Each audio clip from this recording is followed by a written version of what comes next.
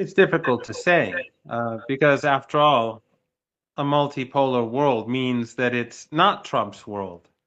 And I think he will have to reconcile with that reality if he wants to move the United States in a different direction.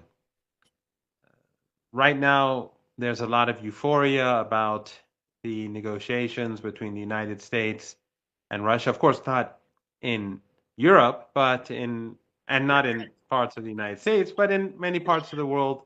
The easing of tensions and the end of slaughter is a good thing.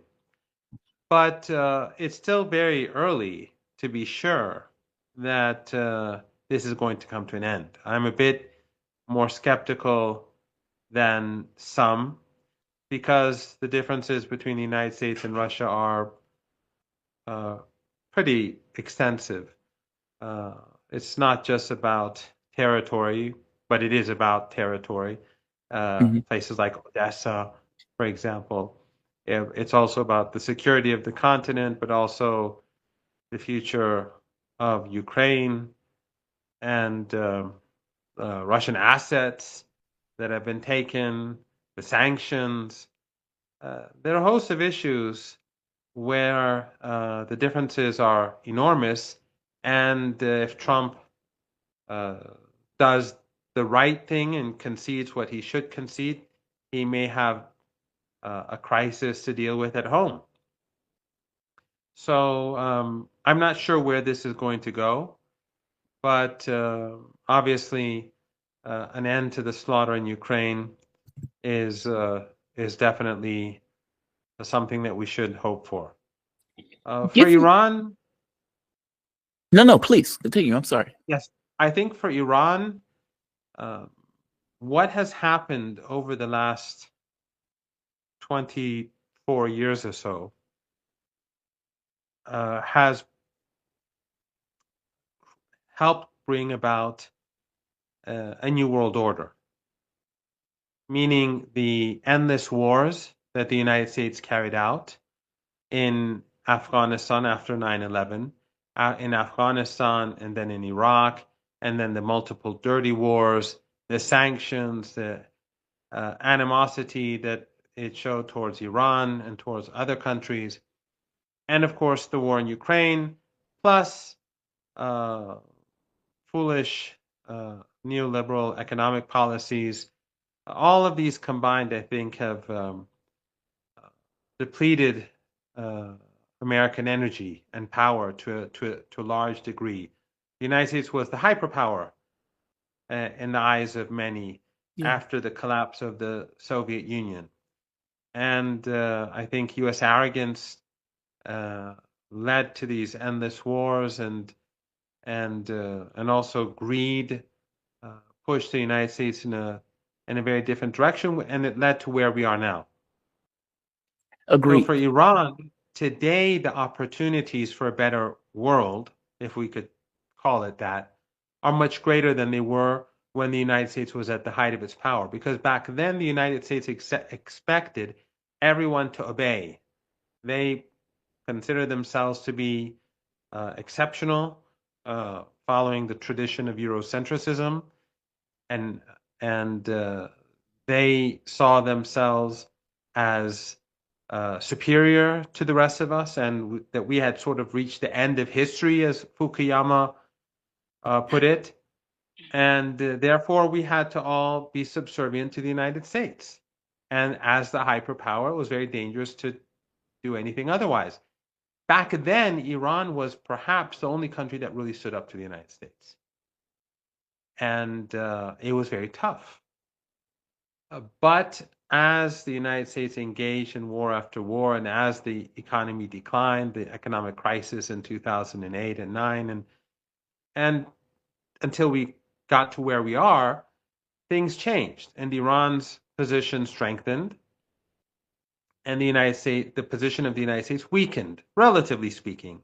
The United States is still a superpower, but Right. it's not what it was, and Iran is still uh, a country that is pretty large in West Asia. It's not a superpower, but it is much more influential and stronger than it was back then. So I think that Iran's position today is very different from the past. And if Trump wants to antagonize Iran, he will not have the success, even though he wasn't successful during his previous term, but he will not have that limited success that he had a few years ago. Um, he will have much less success, but he will be harmed much more than he was before because Iran knows how to push back. And Iran today is stronger than, comparatively speaking, than it was back then. So a Hmm. lot depends on Trump. Everything depends on Trump. If Trump moves forward in with Russia and is able to uh, end the war and to keep the his political opponents in Washington in check and his political opponents and enemies in Europe in check, maybe that would push him towards dealing with our region differently. But that central to all of this for Iran is the Palestinian issue. And we cannot have peace in the region without justice for Palestine. It's not going to happen. And Iranians are not going to relinquish Palestine. For Iranians, it's a principle. Many in the West like to say that Iran is cynical. Has been using the Palestinian cause to gain concessions. Iran has, because of its position on Palestine, been punished and attacked for decades by the United States. If Iran wanted concessions, if Iran wanted more favorable a more favorable relationship with the West, it would have sold out the Palestinian cause many years ago. Okay. Hezbollah would have done the same. Ansarullah would have done the same. They would have cashed in. But the issue is a humanitarian issue. But in the West, they cannot comprehend. I mean, this is how it is, Jamal. In the West, elites cannot comprehend, and many people outside of those elites, because of the narrative building, they cannot comprehend that Iran is more principled than the West, because that just does not compute. Mm. They cannot imagine that because it does not fit in with that sense of superiority and that sense of having a superior culture and a superior civilization and caring more about human rights and caring more about women and freedom and dignity and honor. But what we've seen during the past year and a half in the region is that the West, the United States, the Europeans, they supported the Holocaust, they supported daily slaughter, they supported slaughter in Lebanon. They supported Al Qaeda in Syria. Yep. Now it's all coming out. We've seen Tulsi Gabbard say things in front of senators that have never been said before about the false flag operations in Syria regarding chemical weapons, about U.S. support for ISIS and Al Qaeda in Syria, the things that we've been saying for years, but we've been ridiculed or ignored. So many in the West simply cannot comprehend that for Iran, this is a principle. The Palestinian issue is key. The Palestinian people are, the revolution itself had two foreign policy issues that were very important. One was, of course, Iranian independence and sovereignty. The revolutionaries during the Islamic Revolution, they were saying the Shah's regime, its decisions are being made in Washington and back then in London. Decisions should be made in Tehran. The two other issues were South Africa, apartheid South Africa, and Palestine.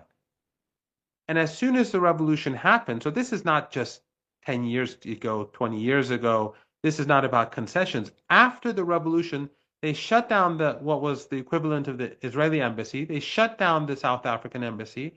They began to support the South African resistance, including the military wing, such as the military wing of the ANC, the African National Congress, for those who are younger. and they supported the Palestinians, the PLO, and the movement for the liberation of Palestine. This happened on day one of the revolution. So it isn't, for Iran, it is an ideological issue. It's not simply about Islam, because as I said, the Palestinian issue and the South African issue were two parallel issues for the revolutionaries. And when apartheid South Africa ultimately collapsed, there was one remaining issue, and that was Palestine. And it continues to be the Iranian policy that what happens in Palestine has to be like what happened in South Africa, an end of racial or ethnic supremacism. That is what Iran is calling for in the land of Palestine, from the river to the sea.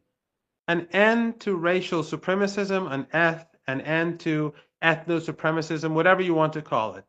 That is what Iran wants. And for some reason, this is outrageous and Yeah. unacceptable. Give me your take on Pezeshkian. And the reason I'm asking that, so looking at TASM News, looking at Press TV, there's a lot of talk about new weapon systems that Iran is deploying. By the same token, the criticism that has been leveled by some at Pezeshkian is that he was not aggressive enough in dealing with Israel. Israel has gone on a murder spree for over a year and a half. The Arab states have done nothing, have just sat there and complained without necessarily doing anything materially to deal with that issue. Iran did launch True Promise 1 and True Promise 2. True Promise 3, however, was not launched. And some of the conversation behind the scenes, or at the very least reporting, is that Pezeshkian was not interested in escalation. He wanted to make deals with the West, and he was far more open to making deals with the S for some kind of economic leeway, basically relieving some of the sanctions that are going after Iran. What is your take on this? How do you view this? Do you think that he wasn't aggressive enough? Do you think he is more in line with looking for economic opportunities as opposed to, let's say, more staunchly in the defense point of view? Give me your thoughts on this. I'm curious on your take on this because you follow this deeply, and so you would have a much closer point of view on this. What are your thoughts? Iran's position on the axis of resistance, I think, is clear. Iran funds the axis of resistance, whether it's in Yemen or in Gaza, the West Bank, or Lebanon, or Syria before, and Iraq. Iran helped create this axis and funded and supported it in order to put pressure on the Israeli regime to end ethno-supremacism. That's the objective, to make it too costly, and also to create global awareness, so that this regime would ultimately face the same fate as did the South African regime, the apartheid regime. But Iran is confronting not just the West, not just the collective West, which includes the Five Eyes and the entire EU and Canada and the United States, but it also includes those Arab regimes that you alluded to. It includes Turkey, because all of them were doing business with the Israeli regime during this period. Turkey and Azerbaijan continued to provide Netanyahu with oil, inexpensive oil, cheap oil from Baku, but also from Syria, from the oil wells that the Americans were occupying and continue to occupy in northeastern Syria. They send that oil to Israel alongside Baku oil. So Turkey stood with Israel. Egypt stood with Israel. Jordan, the United Arab Emirates, they all stood with Israel. And those that didn't stand with Israel, they didn't do anything against it. None of the Arab countries took any, a stance against the regime, of course, except for Yemen. which Ansarullah there has huge influence over the government. So it's difficult for Iran to manage the axis of resistance against such a huge uh, coalition of allies of apartheid and ethnic cleansing and genocide, and those who facilitate, at least, the regional countries, apartheid and genocide and ethnic cleansing. So this is a heavy burden, and Iran is heavily sanctioned. So it is understandable for the government to feel the need to balance. On the one hand, you have to meet the needs of ordinary people. You cannot let them starve. You cannot let them be harmed. You cannot let them die of disease. You cannot let them go to hospitals and um, not have the medicine or the physicians or the uh, supplies that are necessary to save lives. So Iran has to do a balancing act, just like the war between Russia and Ukraine. We saw that the Russians invested a lot in the war, but I've been to Russia numerous times since the war began, and the economy was functioning, and there was a budget for the cities and hospitals because they have to manage Russia too. So it's not easy for Iran. True Promise 1 and 2 was carried out. True Promise 3 has not been carried out so far, but we've heard from the commander of Iran's missile force that Iran will carry out True Promise 3. He didn't say maybe, hopefully, if A or B happens. No, he said True Promise 3 will be carried out. And he said we will have an opportunity. We want to use it to the maximum effect. I'm paraphrasing.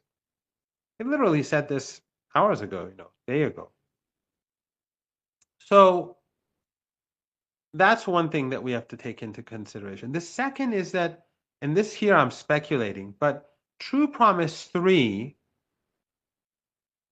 was delayed for a couple of reasons.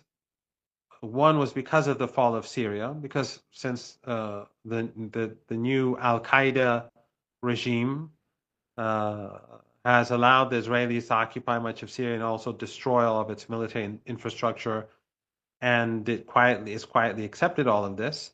This has led to the absence of air defenses in Syria. So the Israeli regime has more scope for maneuver if it wants to carry out an attack on Iran. Of course, the Israelis can't attack Iran on their own. They have to do it with the support of the Americans, and that's exactly what happened on the previous occasion. The Americans were deeply involved in the strike. So Iran has to reorganize its defense capabilities to take into account the new situation on the ground. It had to do that. The second was that there was a second reason, and that was that after Trump became president, after he was elected, there were secret negotiations going on almost immediately afterwards about a ceasefire in Gaza. Trump wanted a ceasefire. And the Iranians did not want to carry out a strike while the ceasefire negotiations were taking place. Because if something, Netanyahu being the sinister monster that he is, of course, all of his companions are sinister monsters, but they would possibly or probably use this as an excuse not to commit themselves to a ceasefire because the regime is completely untrustworthy. Just today, they murdered a young man in southern Lebanon, violating the ceasefire. No one cares. The Western media doesn't care. Western governments don't care. They murder Palestinians in Gaza. They violate the ceasefire in Gaza regularly. Murdering people, killing people is fine to them. Western media doesn't say anything about it. They're not going to complain about it. They'll allow the regime to do whatever it wants. So the Iranians knew that if they gave the regime an excuse, the ceasefire wouldn't happen, or probably wouldn't happen. So the Iranians delayed True Promise 3 until there was a ceasefire. And then when there was a ceasefire, I think the circumstances were such that it wasn't really appropriate for Iran to carry out True Promise 3. But the Iranians will do it. They said they'll do it. I remember the same was said about True Promise 2. True Promise 2 was carried out, after a relatively long delay. And I was actually on a TV program, I think on Piers Morgan, and he said Iran is not going to do it. It's failed. And I said Iran will do it. Iran will carry out the attack. And it by chance, I had no idea. It Yep. happened literally hours later. Some people thought I knew. I had no idea. I was just saying, based on my understanding of Iran, that Iran, when it says it will do something, it will do it. And that's why I've been saying True Promise 3 will be carried out, but at an appropriate time.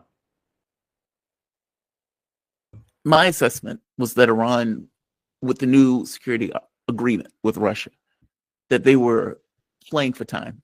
That we're going to get S-400s, we're going to get air defense, and we want our ducks in a row before we take any action that is kinetic, that may have consequences that they can't necessarily extricate themselves from, if indeed it goes through. Is that your assessment, that a lot of this, on some level, is a reorganization, considering what has taken place in the Middle East, with, as you pointed out, Syria collapsing, Hezbollah being hit very hard, and taking the brunt of Israeli aggression in that region? Yes, the Palestinians, but in a sense of this kind of beyond the Palestinian borders, Lebanon, or Hezbollah took that hit more than anyone else. Do you see it that way, as a waiting game, that Iran is effectively reorganizing its defense, let's say, positioning, considering the fall of Syria? And considering their new relationships, that being with Russia? Iran's agreement with Russia is important, without a doubt. It is a very important agreement that was signed in Moscow in the presence, by the two presidents. But the military relationship between Iran and Russia has already evolved before this. From what we're hearing in the West, Iranian missiles and drones and and technology are being used by the Russians in the war. That's what they're saying. And of course, Russian technology is also used by the Iranians. So I don't think that air defenses in particular are perhaps a key issue in this agreement. I think that the cooperation already existed. And also, Iran is producing its own air defense systems. And Iran, right now, when it comes to military technology, is, I mean, one of the best in the world.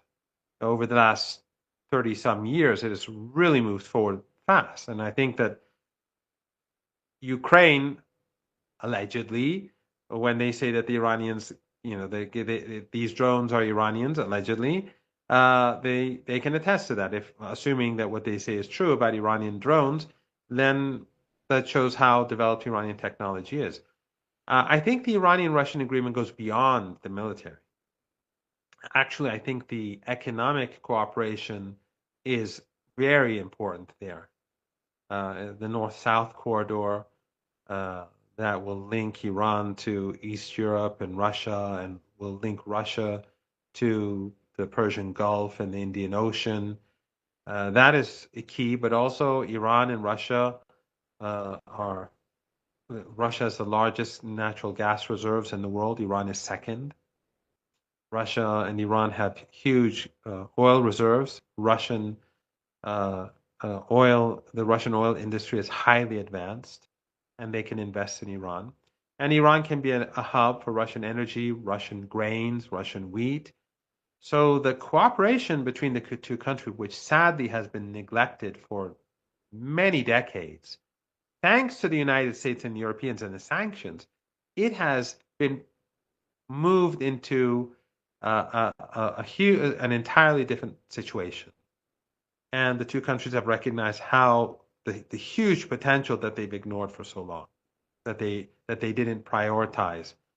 So while the military will be important, but I think the economic aspect will be key. And I think economics at the end of the day influence everything else, because if you're more empowered economically, then you're more empowered in other areas as well. So I think that that is probably there's probably not a direct relationship, but I don't know for certain because I don't know what decisions are made behind closed doors. These are my That's general ideas. When I said that, when I spoke of the ceasefire negotiations, the collapse of Syria, that is my spec. I can claim somewhat informed yeah, speculation. speculation, but these are issues. But I'm sure there are other issues as well. It could be that Iran was looking for new air defense systems, or Iran was producing new air defense systems. It has to prepare itself as well. I think that is definitely the case. But I think a host of different issues combined. But what I can say is that Iran is much more prepared today than it's ever been before, and uh, and that's why I don't think the United States will attack Iran. And if Israel attacks Iran, they will be on the losing end, and they will suffer the consequences. So I personally don't think that there is going to be war in our region between Iran and the United States. I could be wrong because uh, Trump is Trump, but at the moment I find it highly unlikely. From your mouth to God's ears. I hope you're right. I don't get the sense that Trump wants a war, but you're right. Trump is Trump. And he has surrounded himself with rabid Zionists. Professor, thank you for this. I don't want to keep you too long.